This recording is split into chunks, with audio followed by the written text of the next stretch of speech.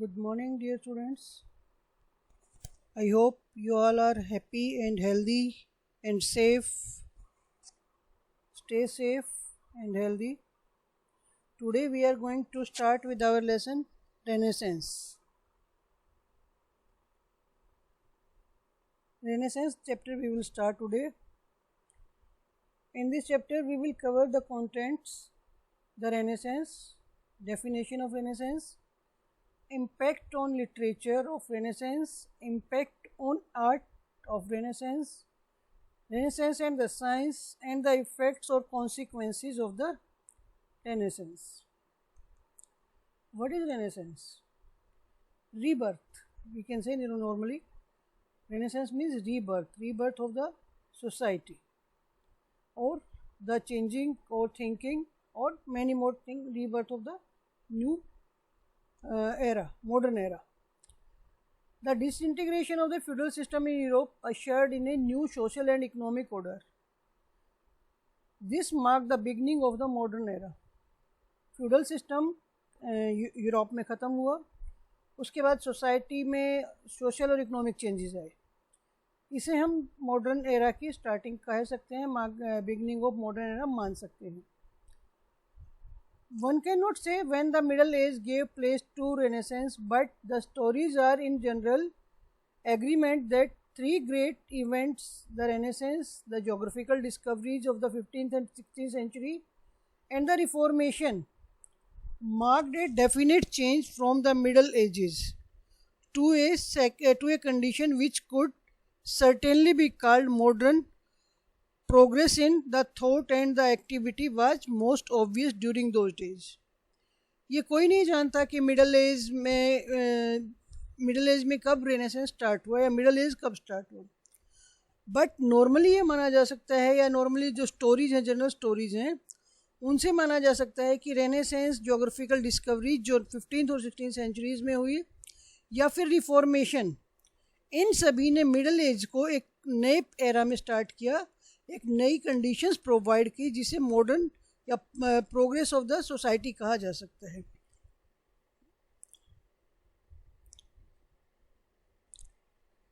The term renaissance is derived from the Latin word renascere. It signifies the rebirth of the freedom loving thoughts which during the Middle Ages has been fettered and imprisoned by the religious authority. जो term renaissance है उसे हम कह सकते हैं कि Latin word रेनास्केर से ली गई, जिसका मतलब है फ्रीडम लविंग थॉट्स के लिए का रीबर्थ, या उसके लिए आज़ादी मिलना, एक नई सोच को आज़ादी मिलना. Which during the middle age has been fettered, जो रिलीजियस अथॉरिटीज़ के अंडर में सोसाइटी की थिंकिंग चल रही थी, उससे आज़ादी मिली. A new spirit was in circulation, the spirit to know more of the world and its wonder. एक नई स्पिरिट सर्कुलेशन में थी, वर्ल्ड के बारे में या उसके वंडर्स के बारे में ज़्यादा से ज़्यादा जानना. It was a period characterized by the rebirth of the learning of Greco-Roman classics, revival of art, growth of humanism. ये वो पीरियड था जिसमें ग्रीको रोमन क्लासिक्स का रीबर्थ हुआ, नई लर्निंग का रीबर्थ हुआ, आर्ट के उसमें नई चेंजेस आए, और ह्यूमनिज्म, या पहले जो रिलीजियस बेस पे जो लोगों की थिंकिंग थी वो ह्यूमन सेंटर्ड होने लगी. Although the changes began in Italy, it did not stop there. ऐसा नहीं है कि जो चेंजेस इटली में स्टार्ट हुए थे वो इटली में ही रुक गए. ये पूरे के पूरे दुनिया में एस माउंटेन से होते हुए फ्रांस तक पहुँचे, जर्मनी, इंग्लैंड पहुँचे, और लोगों के जो एटीट्यूड थे या जो माइंड सेट था लोगों का, फ्रेम ऑफ माइंड सेट था लोगों का, उसको इन्होंने चेंज किया. इसके बाद ये पूरे यूरोप में, later it spread to all parts of Europe, उसके बाद पूरे यूरोप में ये आइडियोलॉजी फैली. Moreover renaissance was not a mere revival or new birth of what had gone before. Renaissance का मतलब ये नहीं है कि जो पहले हुआ उसी में चेंजेस आए. रेनेसेंस यूरोप में एक इंटेलेक्चुअल मूवमेंट बनी, जिसने लिटरेचर में, रिलीजन में, फिलोसफी में, पॉलिटिक्स में, आर्ट एंड साइंस में न्यू डेवलपमेंट क्रिएट करने में एक इम्पोर्टेंट रोल प्ले किया. What were the causes of the advent and growth of the Renaissance? The new trade routes between Europe and the East. Turkish people ने invasion किया था अलग अलग पार्ट्स में यूरोप में. अब जो तुर्किश इन्वेजन्स थे इनकी वजह से जो ग्रीक स्कॉलर्स थे वो वेस्ट की तरफ गए, अलग अलग parts of the different part of the world में गए. लेकिन इन तुर्किश इन्वेजन की वजह से एक जो प्रॉब्लम आई, जो ईस्टर्न मेडिटेरेनियन सी का जो एरिया था वहाँ पर ट्रेड करना रिस्की हो गया था. अब क्या हुआ कि नए ट्रेड रूट है उनको फाइंड आउट करना जरूरी हो गया, कंपल्सरी हो गया. Therefore, new trade routes in India and the East had to be found. It was in search of these new routes that Vasco da Gama went round the Cape of Good Hope and reached Kerala's coast town of Calicut in 1498. अब नए रास्तों की तलाश में ये लोग निकले, European निकले, जिसमें से कि वास्को डी गामा थे. केप ऑफ गुड होप जो अफ्रीका का सदर्न टिप है, उस रास्ते से होते हुए इंडिया पहुंचे, केरला के कोस्ट में कालीकट में पहुंचे 1498 में. फिर फर्डिनांड मैगलन जो पोर्चुगीज नोबलमैन थे वो पूरे वर्ल्ड का ही टूर, उन्होंने पूरे ग्लोब का टूर कर लिया. 1520 में वो निकले, 1522 तक उन्होंने पूरे वर्ल्ड का टूर किया and he proved earth is round. The new route between Europe and east brought great prosperity to Italian cities. और जो ये नया रूट फाइंड आउट किया गया, जो वास्को डी गामा ने या मैगलन ने फाइंड आउट किया, ये जो नए ट्रेड रूट्स थे इन्होंने इटली में प्रोस्पेरिटी लेके आए. ये दोनों ही रूट इटली में प्रोस्पेरिटी लेके आए. Since Italy became the centre of all trade route, it led to the spread of Renaissance to the rest of Europe quickly. अब क्योंकि जो इटली था वो एक सेंटर पॉइंट हो गया, जितने भी ट्रेड रूट्स मेडिटेरेनियन सी से वहाँ से जा रहे थे उनका सेंटर पॉइंट या नोडल पॉइंट हम कह सकते हैं वो हो गया. तो वहाँ से जाने वाले आइडियाज़ या जो रेनेसेंस के जो आइडियाज़ थे वो डिफरेंट पार्ट ऑफ यूरोप में क्विकली स्प्रेड होने लगे. फिर एक इम्पोर्टेंट रोल प्ले किया जो ग्रोथ ऑफ रेनेसेंस या एडवेंट ऑफ रेनेसेंस में प्रिंटिंग प्रेस, जो इन्वेंशन ऑफ प्रिंटिंग प्रेस हुई उसने भी एक इम्पोर्टेंट रोल प्ले किया. The invention of printing press in the middle of the 15th century in Europe made it possible to produce books in large scale. Earlier क्या था बेटा जी कि books हैं वो हाथों से लिखी जाती थी, मैन्यूस्क्रिप्ट्स. हाथों से लिखी जाने वाली बुक्स में टाइम बहुत लगता था एंड वो कॉस्टली भी काफ़ी होती थी, आम आदमी की पहुंच तक वो नहीं पहुंच पाती थी. अब जब इन्वेंशन ऑफ प्रिंटिंग प्रेस हुई तो लार्ज स्केल पे बुक्स हैं, लार्ज नंबर में बुक्स हैं, वो पब्लिश होने लगी और आम आदमी की पहुंच तक बुक्स जाने लगी और नॉलेज है वो आम आदमी तक पहुंचने लगी. तो जो सबसे पहली बुक जो प्रिंटिंग प्रेस की इन्वेंशन के बाद जो की गई थी that was holy book Bible. फिर उसके बाद बहुत सारी रिलीजियस बुक्स हैं, क्लासिक बुक्स हैं, उनको प्रिंट किया गया और यूरोप, ऑल ओवर यूरोप उन बुक्स को पहुंचाया गया. Printing and distribution of books greatly influenced people's attitude to life and brought about a new awakening in Europe. जो नॉलेज पहले सिर्फ अमीर लोगों तक थी अब आम आदमी तक नॉलेज जाने लगी और पढ़े लिखे होने की वजह से लोगों के जो आइडियोलॉजी थी, थिंकिंग थी, एटीट्यूड टुवर्ड्स लाइफ था, उसमें भी नए नए चेंजेस आने लगे. अब रेनेसेंस का इम्पैक्ट क्या पड़ा लिटरेचर के ऊपर. Impact on literature. The renaissance in Europe ushered in a new era in literature. An outstanding impact of the intellectual revival was the use of native languages for the literary writing. पहले लोग जो Latin language चल रही थी उसी के ऊपर depend करते थे या जो टफ लैंग्वेजेस थी उन्हीं के ऊपर डिपेंड करते थे. अब रेनेसेंस आने के बाद या नई आइडियोलॉजी आने के बाद जो वर्नाकुलर लैंग्वेजेस थी, जो उन कंट्रीज़ की लैंग्वेजेस थी, उनमें नई नई चीज़ें लोगों तक पहुंचने लगी. For century scholars have been using Latin which only a few educated people could understand. जो लैटिन लैंग्वेज थी वो सिर्फ कुछ एजुकेटेड लोग ही समझ पाते थे. आम आदमी की लैंग्वेज में जब बुक्स आने लगी या लिटरेचर आने लगा तो आम आदमी का जो एटीट्यूड टुवर्ड लाइफ था या इंटेलेक्चुअल रिवाइवल है वो लोगों में होने लगी. Modern European languages replaced Latin as the language of the poetry, drama and fiction. This the Renaissance led to the development of the vernacular languages in Europe. अब Renaissance में जो वर्नाकुलर लैंग्वेजेस हैं वो ज़्यादा डेवलप हो पाई क्योंकि जो Latin language थी वो लैंग्वेज सिर्फ पोइट्री, ड्रामा या फिक्शन के लिए रही, लेकिन मॉडर्न पीरियड में इन सब चीज़ को रिप्लेस करके वर्नाकुलर लैंग्वेजेस में लिटरेचर आने लगा। शेक्सपियर फेमस इंग्लिश पोएट थे, वो ड्रामेटिस्ट थे 16th सेंचुरी में, और एक आउटस्टैंडिंग जो उनका कंट्रीब्यूशन था, he elevated English literature to world status.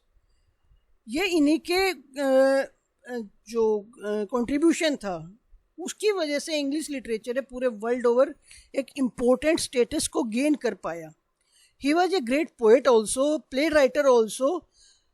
England है जो ओवर प्रोड्यूस्ड, इंग्लैंड में इससे पहले इतने अच्छे राइटर या प्ले राइटर या पोएट नहीं हुए थे। उन्होंने 38 प्लेज लिखे, मोर देन 150 सोनेट्स लिखे और बहुत सारी पोएम्स लिखी। उनकी जो हिस्टोरिकल ड्रामाज थे जिसमें कि Richard II, Henry V, Henry VI, ये काफ़ी इम्पोर्टेंट है। और उन्होंने कुछ ट्रेजेडीज भी लिखी जिनमें से कि हैमलेट और मैकबेथ जो काफ़ी फेमस ट्रेजेडीज हैं। Impact of Renaissance on art. Beside a rebirth of learning, the Renaissance also resulted in a revival of art. The medieval artist was a slave of tradition. अब तक क्या था कि medieval period का जो artist था वो ट्रेडिशंस का ही स्लेव था, उसको उसी के अकॉर्डिंग अपनी आर्ट को लेके चलना पड़ता था। अपनी जो पेंटिंग बना रहा है, कार्व कर रहा है, कुछ भी whatever he was doing, he or she was doing, वो सारा का सारा ट्रेडिशनल बेस पे उनको करना पड़ता था। लेकिन रेनेसेंस ने इसमें भी एक रिवोल्ट लेके आया और मेडिवल ट्रेडिशन चेंजेस हैं वो काफ़ी चेंजेस हुए, मेडिवल ट्रेडिशंस हैं वो चेंज हुए। अब ब्यूटी है वो एक प्रोमिनेंट मोटिव बन गया लोगों का आर्ट में। The study of anatomy says Davis become necessary for a painter. अब डेविस के अकॉर्डिंग जो स्टडी ऑफ एनाटॉमी है वो इम्पोर्टेंट हो गया उनके लिए। Even the sense of the church reflected a sense of optimism and grace. और जो चर्च के लिए भी अगर वो कुछ लिखते थे तो ग्रेसफुल या ऑप्टिमिज्म सिस्टम में या एक ग्रेसफुल तरीके से उसे दिखाया जाता था।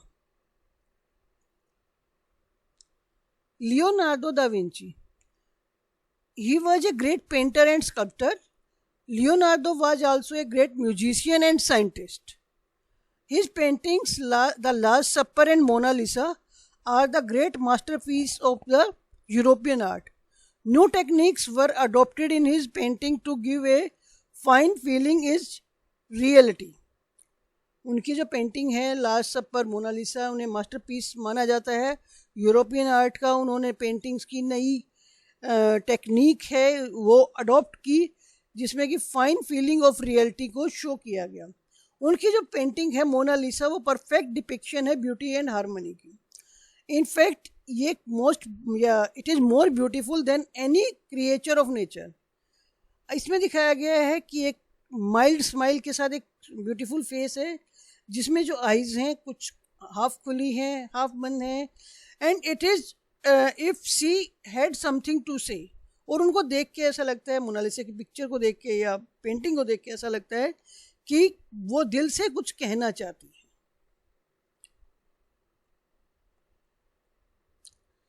Renaissance and the science.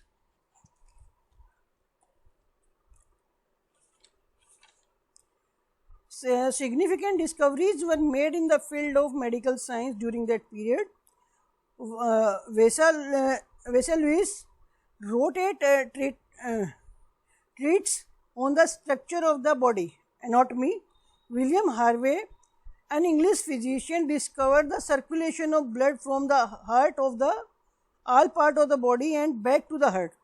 This knowledge enabled the scientists to correct many wrong notions of the past and to approach the subject of physical alignment and the human health in a new spirit. Scientific discoveries and inventions encouraged rulers, nobles and wealthy men to advance the cause of science. As a result of the tremendous growth in the science during the 17th century, an encyclopedia of scientific knowledge came to be published. Science में different changes आए बहुत सारी changes आए, उनमें से जैसे जो human body की स्टडी की गई, ह्यूमन बॉडी की स्टडी के साथ साथ जो विलियम हेनरी थे उन्होंने जो ब्लड सर्कुलेशन है बॉडी में उसको स्टडी किया कि किस तरह से ब्लड है हार्ट से different part of the body जाता है और फिर वहाँ से वापस बॉडी में आता है। तो इन सब डिस्कवरीज ने साइंस के लिए एक नया रास्ता खोला और लोग हैं साइंस को ज़्यादा इफ़ेक्टिव तरीके से पढ़ने लगे। इन्हीं बहुत सारे स्कॉलर्स में से एक कोपरनिकस हुए हैं। He was first most important breakthrough in the knowledge of the modern science. The first most important breakthrough in the knowledge of modern science was astronomy. Astronomy की जो स्टडी थी उसने मॉडर्न साइंस में एक important role play किया। बहुत सारी centuries से, फॉर मैनी सेंचुरीज ऐसा माना जाता था कि earth is the centre of the universe and the star and the sun and the different stars went round the earth. This theory was refused by Copernicus, a Polish priest. बहुत सारी centuries तक ये माना जाता था कि अर्थ है वो यूनिवर्स का सेंटर है, सन और बाकी स्टार्स अर्थ के चारों तरफ चक्कर लगाते हैं। लेकिन जो कोपरनिकस थे पोलैंड के, उन्होंने इस थ्योरी को रॉन्ग प्रूव किया। He studied the celestial bodies and proved the theory of the revolution of the earth on its axis and its motion around the sun. उन्होंने प्रूव किया, उन्होंने जो हेवनली बॉडीज है उनकी स्टडी की और उन्होंने प्रूव किया कि अर्थ अपने एक्सिस पे भी रोटेट कर रही है और सन के चारों तरफ भी रिवोल्यूट कर रही है। His theory aroused great controversy as it was considered an attack on the authority of the Holy Scriptures. अब क्या हुआ कि जो चर्च जो एजुकेशन देता आ रहा था, नॉलेज देता आ रहा था, ये उस नॉलेज के टोटली अगेंस्ट था। तो चर्च के ऊपर इनकी थ्योरी को अटैक माना गया और इनको पनिश किया गया। इफेक्ट्स और consequences of Renaissance. The Renaissance led to the Reformation movement. जो फर्स्ट फार रीचिंग इफेक्ट था इसका रेनेसांस का, that was the urge to know the unknown by questioning. जो चीज़ें नहीं पता है उसके बारे में क्वेश्चन करना, नई ऑब्जर्वेशन करना, क्रिएट करना और नए नए एक्सपेरिमेंट के जरिए नई नई नॉलेज को गेन करना, ये सबसे पहला इफेक्ट था रेनेसांस का। It brought an end to the supremacy and domination of the church, which eventually led to the Reformation. और रेनेसांस ने जो सुपरमेसी थी या डोमिनेशन था चर्च का, उसके ऊपर भी अटैक किया, उसको भी कंट्रोल किया। Great outflow of the vernacular literature. इसके साथ साथ जो वर्नाकुलर लैंग्वेजेस थी, वो वर्नाकुलर लैंग्वेजेस रेनेसांस की वजह से उनमें growth I. The renaissance helped in the growth of vernacular languages. The languages of Europe saw much progress. In England, there was a famous Shakespeare and his contemporary of the Shakespeare in Spain was Cervantes, who wrote Don Quixote. In France, Molière became the founder of the Comédie Française, the national theatre. The effects of geographical exploration on trade and commerce. अब इसके साथ साथ जो नई नई inventions हुई, scientific inventions हुई, उसकी वजह से जो ट्रेड और कॉमर्स है वो पूरे वर्ल्ड लेवल तक पहुंचने लगा। नई नई डिस्कवरीज हैं, जोग्राफिकल डिस्कवरीज हैं, वो डिफरेंट कंट्रीज़ के बीच में, यूरोप और डिफरेंट कंट्रीज़ के बीच में ट्रेड और कॉमर्स रिलेशंस हैं वो एस्टेब्लिश करने लगी और वो कंट्रीज़ अब प्रोस्पेरियस कंट्रीज़ में कन्वर्ट होने लगे।